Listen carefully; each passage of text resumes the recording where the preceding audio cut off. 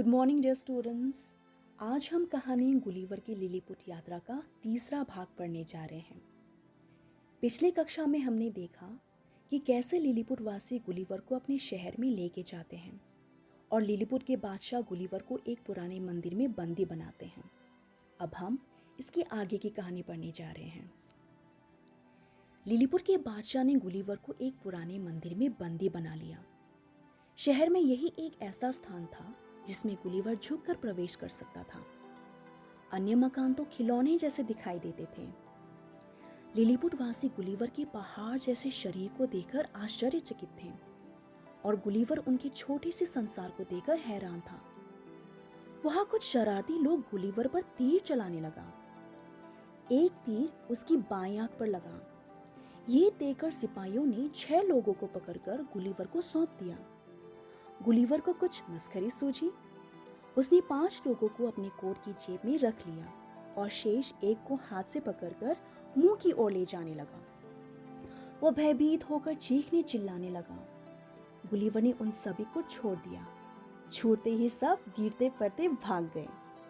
इस बात के लिए उन लोगों और उनके बादशाह ने गुलिवर की प्रशंसा की।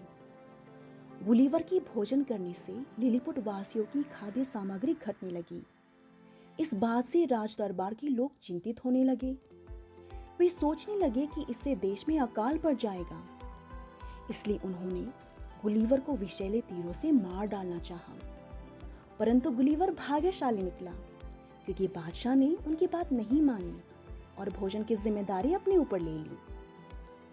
साथ ही गुलिवर को लिलीपुट की भाषा सिखाने के लिए 6 विद्वानों को नियुक्त कर दिया।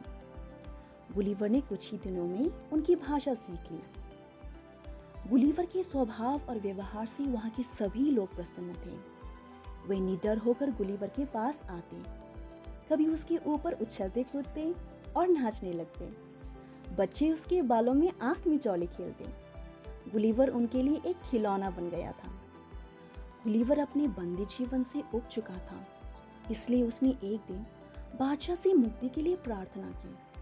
बादशाह ने उसे मुक्त करना स्वीकार कर लिया, पर 2 शर्तें लगा दी। पहली यह कि वह बादशाह की आज्ञा के बिना कहीं भी नहीं आ जा सकेगा और दूसरी यह कि युद्ध के समय वो लिलीपुट वासियों की सहायता करेगा।